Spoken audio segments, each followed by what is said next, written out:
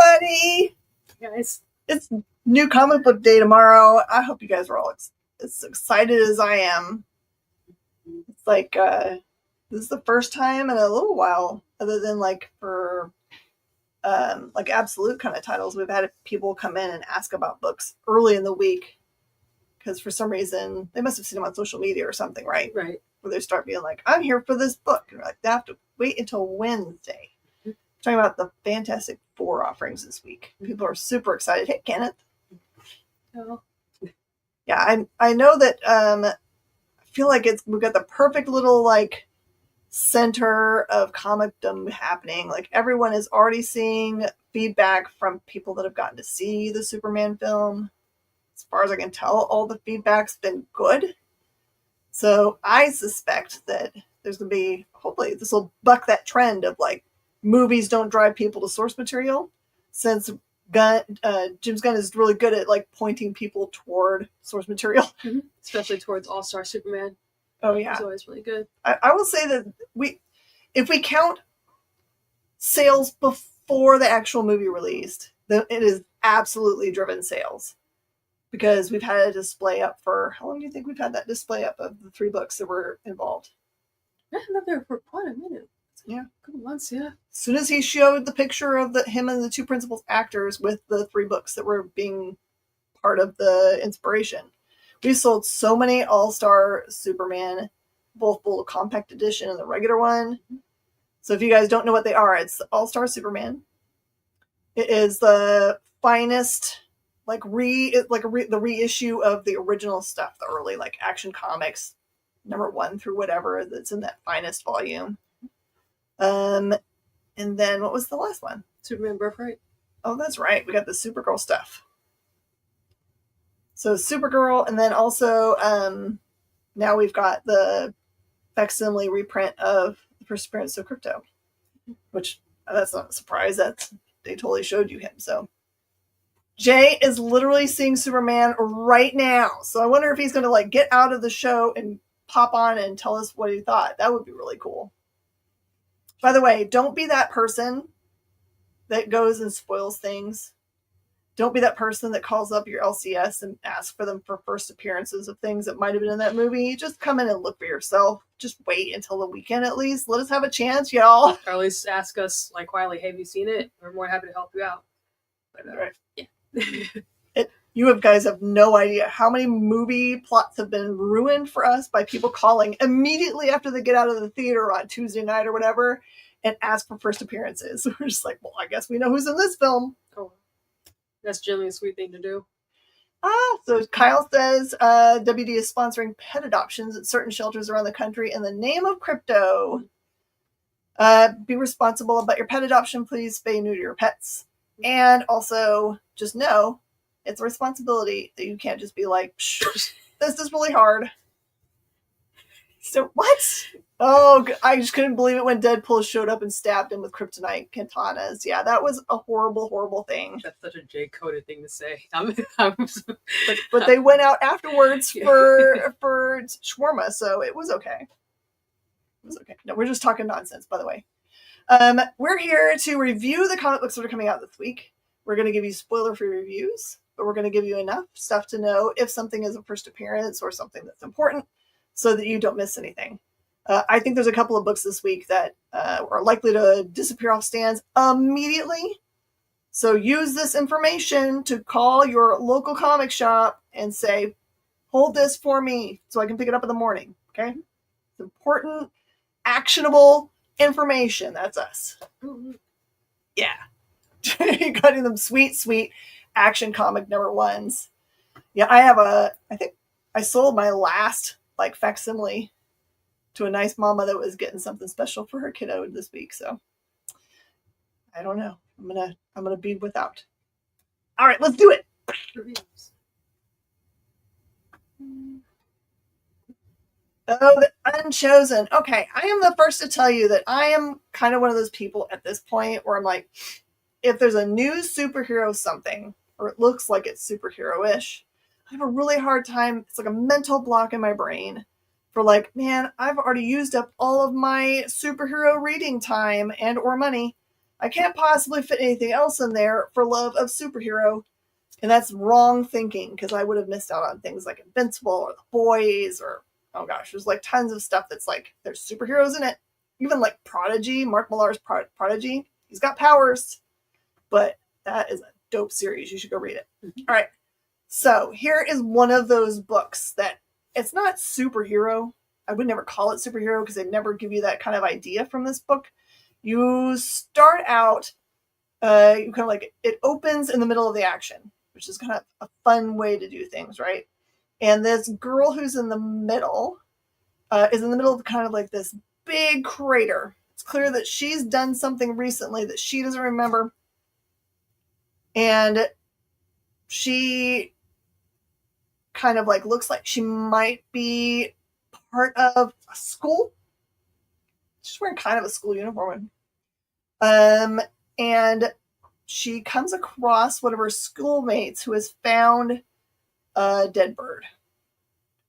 And it becomes clear that both this kid, she, and then these other students that show up to like harass them to death, have something they can do. It's related to using words. Okay? So I guess maybe if you mix superheroism with witchcraft, maybe? I don't know. But it has a really cool feeling, like if you read any of the Something is Killing the Children, where you get to see the school, like that secondary one that they started afterward, House of Slaughter, where you get to see more of what it's like there for the training and all that kind of stuff. It gives you that kind of little feeling. But this jumps around a little bit. It's clear that there's some lost time that happens. You get to see some of the adults and what they are capable of doing. And you get the idea that she's probably capable of a lot more than she knows or remembers she can do. So this one's beautiful. The art is just like what it's like on the cover. Just stunning, incredible art. If you're looking for something that's superhero adjacent and super catchy and like it leaves you wanting more, try out this book. Unchosen. Right, so Predator, Black, White, and Blood. So I really enjoyed this one. This one is for Predator fans, old and new. I've been in a Predator mood ever since watching the animated film that came out on Hulu. Of course, it was a Killer of Killers. If that's the title, I'm getting a mix up with Badlands, unfortunately. But yeah, this was really fun. It's filled with 3 short stories. One will have a continuation in the next issue. The second and third stories, they're basically one and dones. But the third story was my favorite, where absolutely, I agree. Where the Predator goes to a weapons convention, like a gun show essentially, and it's a darkly funny story. I can tell some people's feelings may get a little hurt because this writer, like the writer of the story, like is very blunt. Using the Predator and the Predator's thoughts on certain warriors, and that's all I'll say on that. But the first story as well in this book was also very good. I'm very curious about the direction that will go because it takes place during it takes place at a prospectors camp in Australia. Because I didn't realize they had like their own form of the gold rush as well, and these are very tough people, but involving a Predator, we'll see how tough they are. But no, this one has been really fun. I've been enjoying this one in Predator versus Spider-Man. So I've been really liking the Predator books I've read so far. So really looking forward to the next issue. And the green actually works really well because when this was announced, I'm like, okay, I get why green is going to be one of the main colors here. But like the black, the white, and a whole lot of red and the green works extremely well in this book. So I do recommend checking it out just for curiosity's sake. And I will say I think Predator fans are really winning because Prey, the animated Predator movie, and Predator Badlands, which looks amazing as well. Yeah, as well with these comics. Chef's kiss. Okay, so this is a review from someone who didn't get to finish the original series, but read enough of it to know it's totally my jam. If you like true crime, this is not true crime, but it's the series. This is the second series. I will tell you, you can jump in here. You don't need to know anything that happened before at all. But Beneath the Trees, where nobody sees, launched to just killer numbers, pun intended, where it looks like really cute pastel animals doing people things, in this case, murdering. It revolves around a serial killer, the first series. This one revolves around a sister whose brother has gone missing long ago, 8 years, and she's been spending 8 years just trying to figure out what has happened to him. She basically spends her time going from police department to police department to talk to them about whether they've had any bodies, that they haven't ever figured out who it was. She's basically put her whole entire life on hold in order to figure this out. And that part of the story is heartbreaking and awesome, but also she at some point gets a letter that says, like, through a chat room, because she's done a lot of that too, like throwing just like feelers out in every group she can think of, where she gets a letter from somebody through this chat that says, have you tried such and such a town, which happens to be the key town from the first series. So it's really great, not for the faint of heart. It's very adult themes. Make sure that if you have this at your house and you have kids, you don't just leave it around, because they will be very surprised to find out it's not cutesy animals, but instead they're doing, like I said, people things. So enjoy this at your peril. The Superior Avengers, I've been definitely praising this spinoff compared to the others, because this one has really surprised me at how much I'm enjoying it. And the cover basically gives you an indication of what you'll find in this issue and going forward. In the last issue, spoiler alert, but Ghost gets a hole in the stomach, courtesy of Vision, because of the Superior Avengers fight, the Avengers that we all know and love.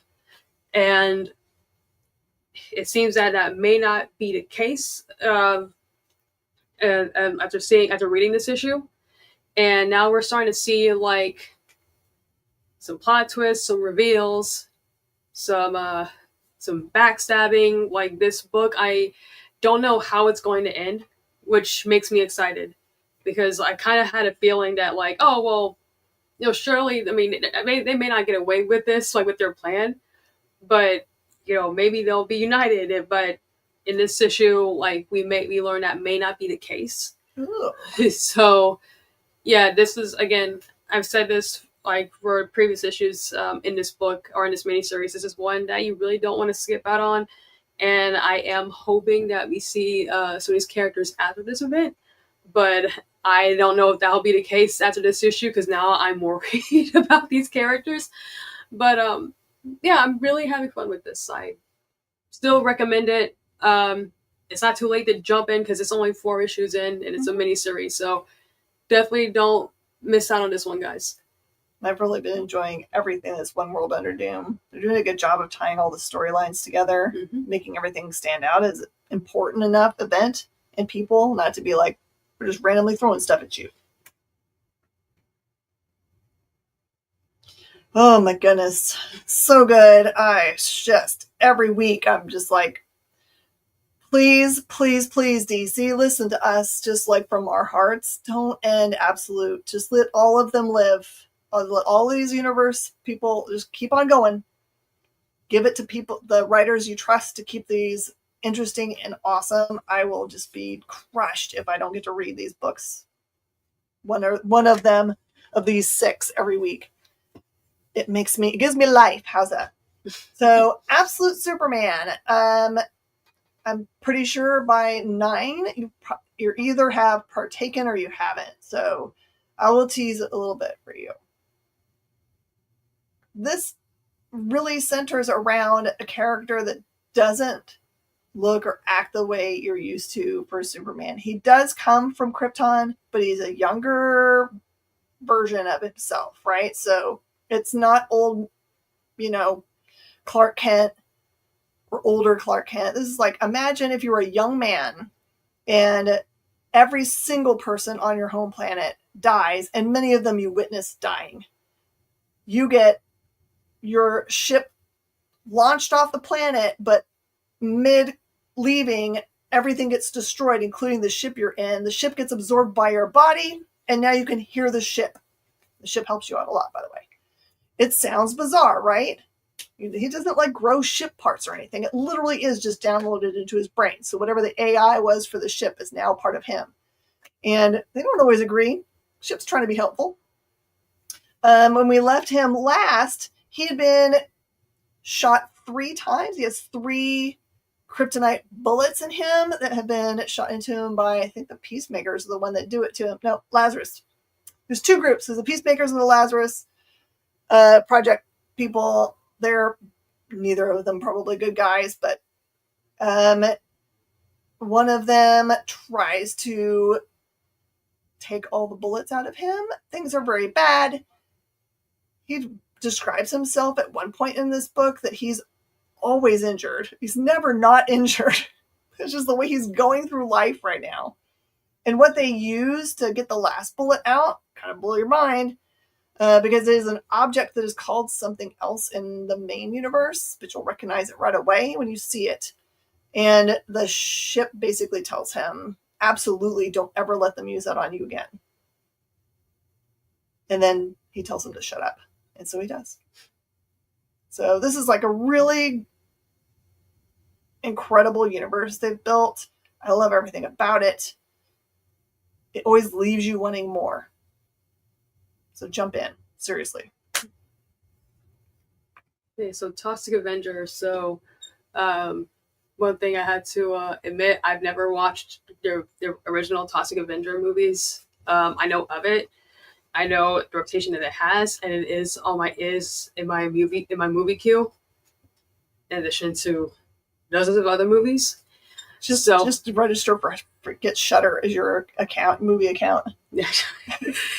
So I went to this, with a whole lot. So not a lot of knowledge of this character, of this franchise, but I still had a good time reading it. It's dark, it's disgusting, it's violent, and it's a little bit tragic too. So toxic, yeah.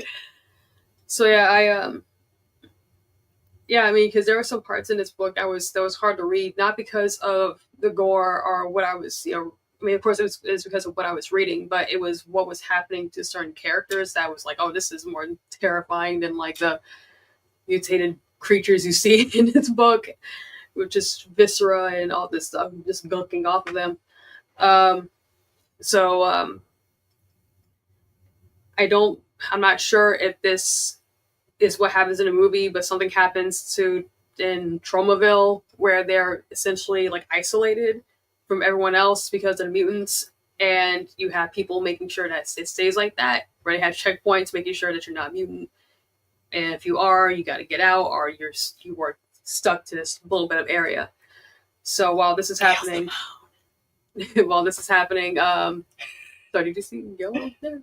Huh? Did you see Gil in there? Nope. Oh, comment. Okay, so you talked about how to prove how you're a mutant. I'm like, I just flashed my mutant. Okay, so yeah, while this is happening, there are some citizens who go missing. So Toxie and Friend decide to investigate what's going on, and they go on a search. And it's a very heartbreaking issue, and I'll admit, my whole thought, I truly believe that Toxic Avenger was more of like this action sci-fi bloody comedy. So I went into it, I was like, oh, this isn't really all that funny. This is really sad. But still a very enjoyable issue. I liked it, and I will watch Toxic Avenger at some point. It's just movie queues keeps getting longer and longer. I know they have another title with Toxie in it. I think it released last week. was him. I think it says Meets Jesus Christ. It's the one that's the Jesus from their other series. They've had 2 rounds of it. From Mark Russell's book. Yeah, I know what you're talking that's so good. It's like that series is kind of crazy. It's like a superhero meets Jesus. They're both there to learn a lesson from each other. That's the first series. And the second series, one of them has a child. So it's kind of like a buddy cop movie, but with, Second Coming, with Jesus and the superhero. It's kind of a very interesting. Mark always writes really cool stuff. I don't ever like look at things that he writes anymore and say, I don't know if I could be into that. I'm just like, I just trust it. Just like Netflix, when it recommends stuff, I'm like, sure. I want to watch a documentary on toilet cleaning. Why not? All right, Jeff, Infinity Pause. True to its normal bookness, it is Jeff not using any words and some other characters using words, but most of the characters in this series are animals. So if you like the super animals from all of the Marvel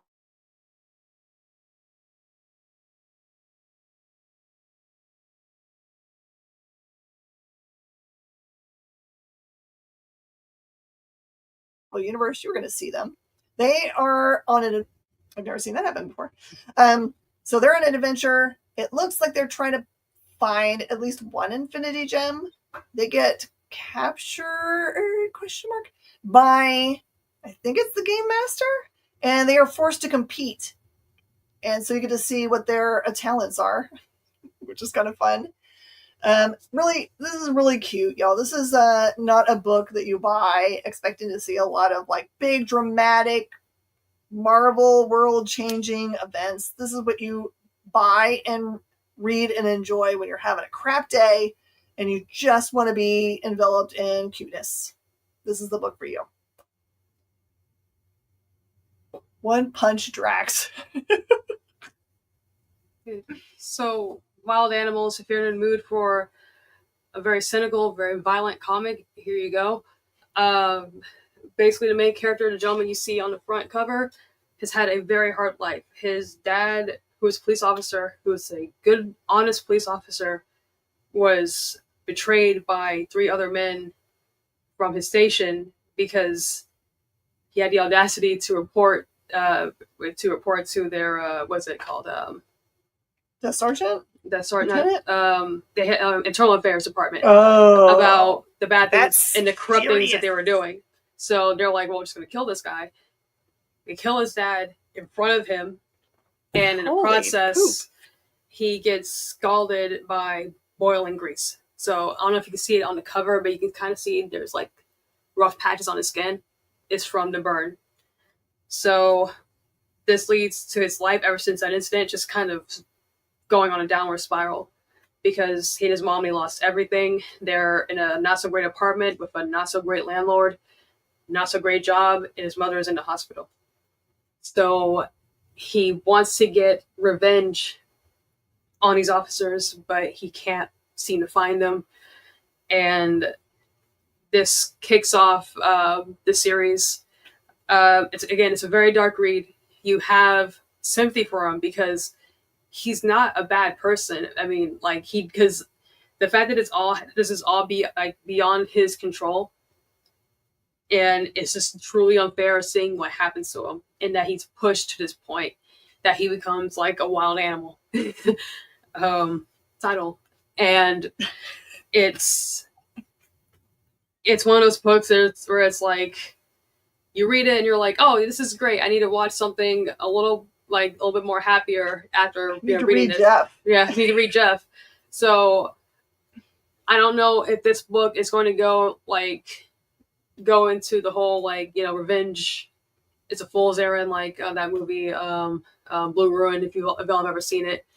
But yeah, no, it's bloody, it's violent, it's shocking, and I'm very curious to see where it goes from here. I believe it is a miniseries, which I kind of hope it is because I don't want to see this dude go through the ringer for like 20 plus issues. But if you want a violent, bloody comic, here you go.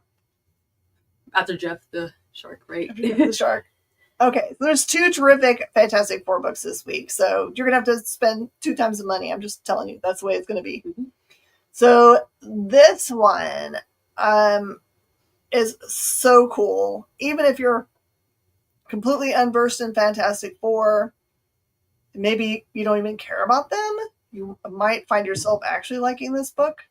It's well written. So we meet the characters and they immediately are thrown into this kind of peril in which they are removed from each other and thrown through time to like insanely different time periods. And they all, by the way that it's introduced, is it's kind of interesting because it makes it clear that they're going to have to use the abilities they have to try to survive wherever they were sent and use that to try to find their way back to each other. They actually have a plan for if they're ever separated in time, which is weird because I don't have a time separation plan from Shanice. So if we're separated through time, we're screwed because we don't have plans. So I won't tell you what the plan is because that kind of is like a cool storytelling thing, but it's really interesting to see them one at a time. They really address them separately, completely separated. So the first person you get to see is Johnny, where he gets thrown in time and what he has to do to try to survive. But like he's like really smart about how he's using his abilities. So this is a really clever way of both introducing us to everything they can do and are they smart enough to be able to use those abilities, and gets us to an end point, which is just like a huge cliffhanger. Really excited to read the next one of this. So put it on your pull list. I promise you, this is not like a Fantastic Four tied to the last series. You have to know a whole bunch of stuff. This feels like new freshness that you can jump in now, and especially if you end up liking the movie, I'm sure that this will be material that is easy to jump into.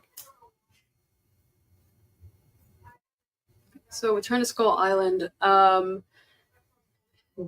kaiju fighting each other. I wanted to read this one because I was lucky enough to go to where they filmed Skull Island. So I was like, I gotta read this one. It's a sign. Wait, what? Where do they film Skull Island? So Kona Ranch in Hawaii. Is that where it's from? Yeah, and in Jurassic Park, where they filmed all those. I guess that makes sense. But yeah, so I wanted to read that because there's a giant Kong skull there, and it was pretty neat to see. Did you steal it? It's giant. That's a joke. I couldn't fit in my pocket, and you would have to explain why General Ranger got arrested. Yeah. Just put some calamari. And honestly, who doesn't? Calamari is delicious. But yeah, so this is when I gathered it's a continuation or it ties into the animated series, which I had no idea existed until I read this book. Wait, so what? Yeah, so you are gonna have to have some knowledge of the animated series, and I think there was a previous comic book series, but they were very kind to do a recap interwoven like in the story, which I liked because I was like, who are these people? Why is this man tied up? Like, what's going on? But yeah, it's the whole thing. It's like Kong plays a big part on Skull Island. If something happens to Kong, bad things happen. So the villagers on the island tell the new people, it's like, hey, what did you do to Kong? Why did you do that? Because he's the only thing keeping even worse kaiju from attacking everything. Uh-huh. So again, you if you're familiar with the series, then you'll be all right. But if you're new to this book, like I was, they do have a recap that again that's told like in the story, like in addition to what's happening to these characters in the present.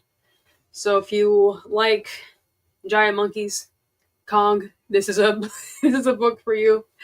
Would check it out, and it makes me want to check out the show, which again had no idea was a thing. I feel bad. I feel like the last Kong series we had, was it the Marvel one? I know that there's Kong right now in Justice League, Kong, Godzilla, but I feel like his last solo series was Marvel or IDW. Yeah, I'll definitely have to look it Boom. Up. Yeah. There's a lot of good material out there. Not as much as there is for Godzilla. I'm sure they'll change too. Mm-hmm. Planet Death. All right, this is a bad idea book. I think it might be the first bad idea book that's coming directly to comic book stores and not through some kind of crazy, gotta jump through a million hoops to get your copies. This is awesome that we're able to get them just regular orders so that you can enjoy these books because they have been really amazing. All the other series that they've done. This one is neat because I believe it was co-created by someone very movie famous. I cannot remember who it is. Please forgive me, y'all. I am worse for names right now.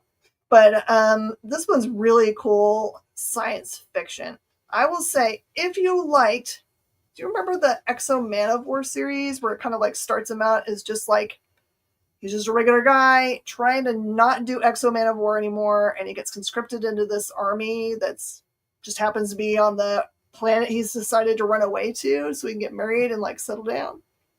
And then he works his way up the chain that basically said, here, you have to be, take this hill. You can get any weapons. If you survive, great. If you don't, then you're just fodder. This is the way this feels, but in space. So it basically starts out where it says conscript warriors or something, and they're all in this giant ship, obviously, I think, in space. And it just kind of like grabs people, puts them in suits, and gives them instructions, very simple instructions.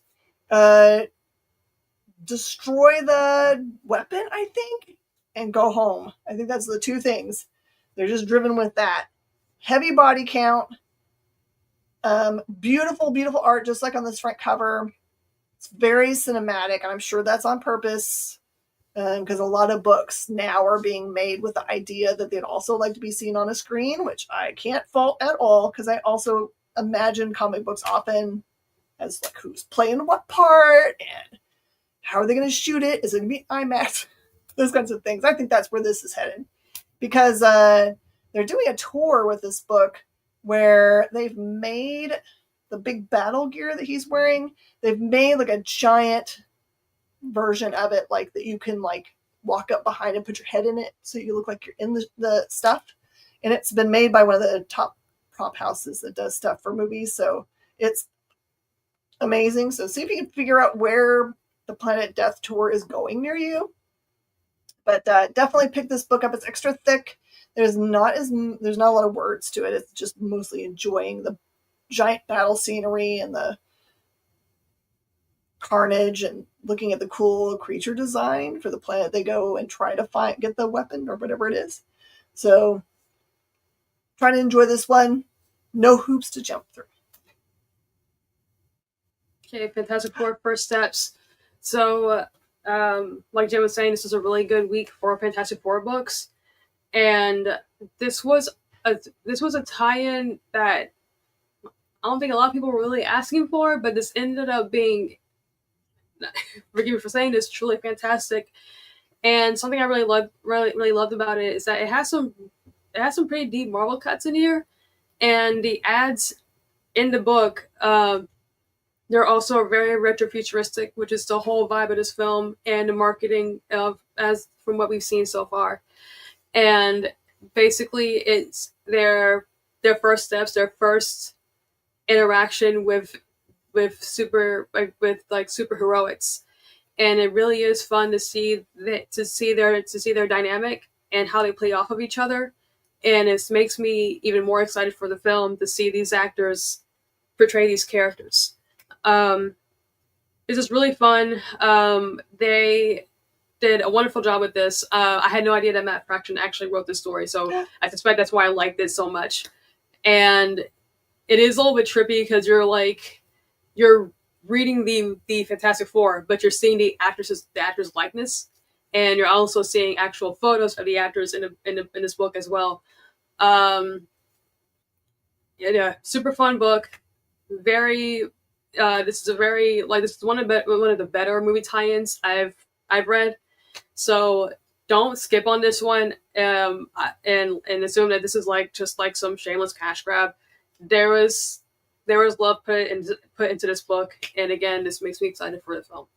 Yeah, it's like we ask often as retailers to have something that we can have that's in print that has anything to do with the movie when it comes out, because oftentimes they'll make a movie and they're not paying attention to the fact that the source material is out of print. So people come in, they're super excited, they don't have anything. So this is a trend I'm actually loving to see for both Marvel and DC, that they're making sure we have something to hand people, especially kids that are really excited. You never want to have a kid come in and you're like, sorry, I don't have any Black Panther for you, man. I know you love him and he's your favorite new superhero, but I don't have a thing for you. That's devastatingly horrible. So this is going to be a great week for comic books for kids for sure. Oh my word, not for kids in any way. Be warned. It is every bit as adult as Jay and Silent Bob. Actually, it's more like Clerks 2 for adultness, where you're like going, man, I don't want to watch this movie and I'm going to turn away, but it's also really good and I can't stop watching. So this is Archie meets Jay and Silent Bob, and it weirdly makes a lot of sense. I didn't think it would. I thought this was going to feel forced, but I don't know. It's Kevin Smith. I should have known. I should have known he was going to figure this out. He's probably been thinking about it for a long time. Mm-hmm. So the premise is very simple. For some reason, Dante's dead. I don't know what happened to Dante. They don't say. I don't know if that's part of a different comic book that's part of this Jay and Silent Bob universe. I'm really sad. I need a moment of silence for Dante. He's not even supposed to be here today. But instead, the guy, the Randall, who used to run the video store next door, he's actually running the convenience store. He's got one co-worker. They make a decision that, hey, maybe, that's what it says on his tombstone. They're like, maybe we need to have another employee so that we can duck out and do ridiculous stuff, like Randall would plan to do all the time. So they put up a sign, and the first person that walks in is Archie. And then it becomes really crazy the way it all links together. Archie somehow knows other people from the Jay and Silent Bob universe. And it's kind of weird how everyone's interconnected by being related or by friendships or those kinds of things. And so he does get hired, spoiler, but the big pull for it is that, I can't remember who it is. Somebody really wants to go and see, I think, the Pussycats. And he actually, because his band is opening for them, is like, I can get your tickets. So just imagine there is the wacky weed in this one. There is a ton of foul language, so much foul language, including P words. There is a lot of drug references and references and fights between Veronica and Betty, of course, and just shenanigans, super shenanigans. By the way, if you are local to us, that by that I mean Houston, Texas, tomorrow at The Adventure Begins, Ming Chen from, I'm going to see which, he's part of that universe. You get to see him on Comic Book Men mostly. He's going to be up there signing. And they also have a store variant for this book. So if you wanted to go up and see them, you should go do that and get autographs. I think one of the other creative team members is up there too. So if you like seeing people in person, Ming is the best. I will tell you this. He's the one person that I know that every person I see walk by him when we're having conversations and says, hey, he'll be like, Jim, Sally, Margot, whatever. He knows everybody's names. He puts them in his brain and doesn't forget them. Somehow he knows everybody. So, cool dude. So, if it's okay, can I do Superman right to this one too? Because I do have to head out. Yeah. So we're going to do this one, and then we're going to do Superman, if that's okay. So, Marvel's swimsuit special. So, when it was announced, I was very excited because the old school ones are very fun to flip through. And on a side note, Marvel did something I thought was very nice to comic retailers and sellers. They had something in the back saying, hey, if you like this issue, definitely go back and check out the older Marvel swimsuit specials that are in the back issues, which I'm sure they are. And if you want another one like this, send messages, emails to Marvel, and hopefully they'll do another one next summer. Which, fingers crossed. This also comes with, as you can see on the cover, the Marvel Rivals swimsuit skins. So I'm not sure if those have hit the internet yet, but I would not be surprised if I saw people in those skins this weekend playing Marvel Rivals. So to the story, Roxxon, they made this this advertisement featuring the Avengers using AI, and the Avengers, especially both Wasp, they're like, well, this can't stand. We're gonna make our own advertisements with us in swimsuits because Roxxon are terrible people, and we need to show them the real thing. So they jump from team to team, from the X-Men, Fantastic Four, Core Avengers, Punisher, literally every superhero that they know in their little superhero Rolodex to pose in swimsuits. And the pinups in this book, they're really well done. I think my favorite one is the Cloak and Dagger one. And again, like the story, those are just like the reasoning. It is very flimsy, but it is still it's funny. And look, it's Marvel. This Marvel swimsuit special. We all know why we're all getting this book. We don't usually get a story with it. It's usually just a bunch of pinups. So bonus. Yeah. So the fact that we get a story as well as skins from our rivals, fantastic. Superman Treasury 2025. So very excited for this one for obvious reasons. Check out the shirt. And I loved that it was in this format because there is a spread towards the end that is absolutely stunning. And I don't think we would have gotten that effect if it was a current size book. And I feel bad because earlier I was telling Jen because how are we going to put these in people's pull boxes? But I'm glad that DC was like, no, you guys are getting a Treasury in 2025. Have fun. Superman is on a mission, and this is a battle that he's got to get every Justice League member. It seems like Aquaman, Wonder Woman, Batman, Black Canary, Green Lantern, everybody to fight this threat.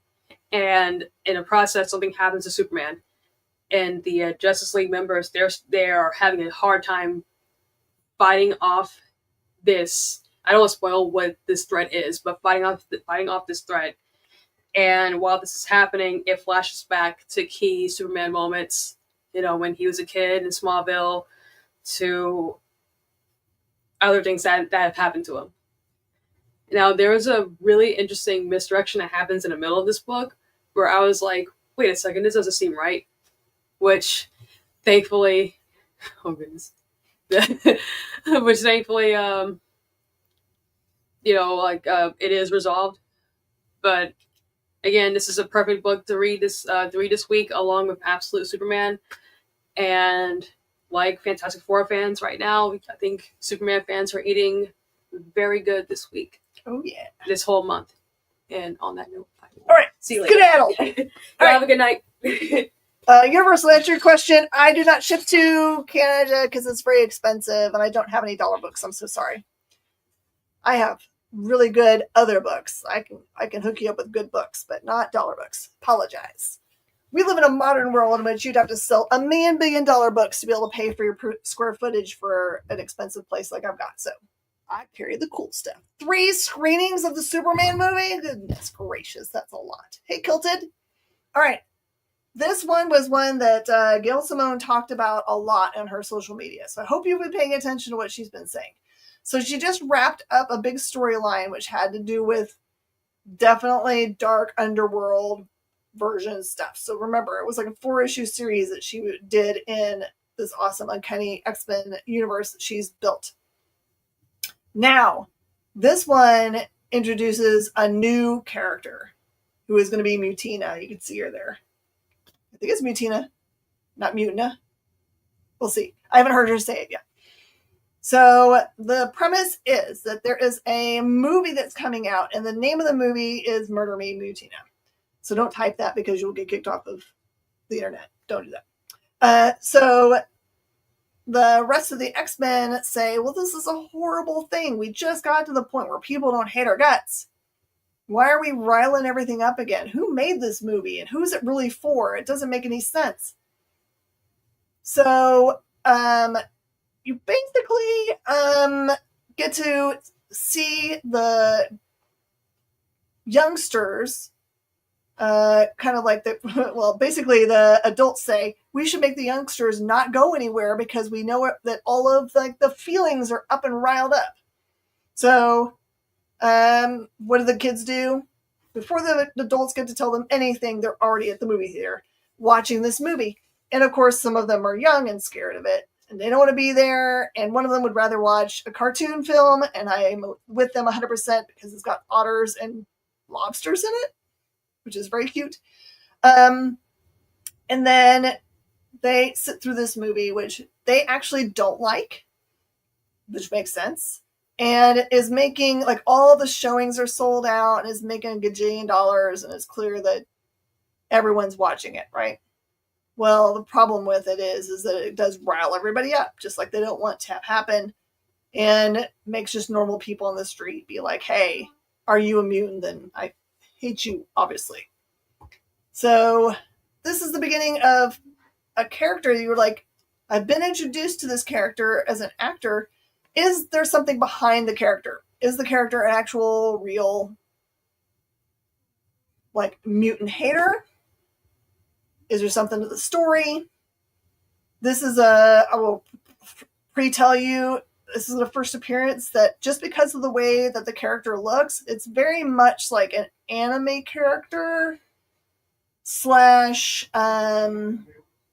very best killer doll kind of look. And I have a feeling that it's going to be, this character is going to be around for a long time. So don't miss the first appearance. It's actually, this is the A cover, which is a terrific A cover. Usually we get, like, the best cover is like cover C or something, but this one is absolutely terrific. And I think it's going to be cosplayed a lot. So many cosplays this year. Okay, I did not get to read Ultimate Spider-Man Incursion, but I knew what was happening in the book. I did have a ton of people come in once it released and picked it up to read it, because it's one of those books that, like, your local comic shop might not know you want it. If you're getting Ultimate Spider-Man, they don't want to force another book on you. So make sure you tell them you want to add Incursion to your pull list, because sometimes they'll put number 1 in your box to see if you like it. But if you still don't tell them that you want to add it, they might not know that's what you want to do. So in this premise, Miles has been thrown. Is it Miles that goes to 616? Make this right. I think Miles gets thrown to 616, which is our Earth, main Earth. And then his sister actually gets separated from him and goes to the Ultimate Universe, specifically Wakanda. They don't really know why she's appeared. They, remember his sister's like 11 months old. She's young, really young. And probably has abilities, but so they're trying to figure out what to do with her. They don't know if she's been sent as like a weapon or a warning or just an accident of time or whatever. So it's the Wakanda's trying to figure that out. And Miles trying desperately to get to her because, it's his sister, and them completely misunderstanding everything. Like, he's hooked up with the Ultimates, and so he's with them. So it looks like they're trying to infiltrate. And of course, the Kingdom of Wakanda doesn't take kindly to people trying to infiltrate. So hence the incursion part of this book title. So you might try adding it. You should be able to find a number 1 pretty easily. But it's a pretty important part of the story. And that's it for today. There are some main covers for that swimsuit special that Shanice was talking about. So if you're a big cover person, this is a great week for you. That back there is that big Superman book she was talking about. And when we say Treasury Edition, it's like full-size Treasury. Big, gigantic. You can also get this week Worst Bought Ever, which they've keep on referring to in the Energon universe, the EU universe.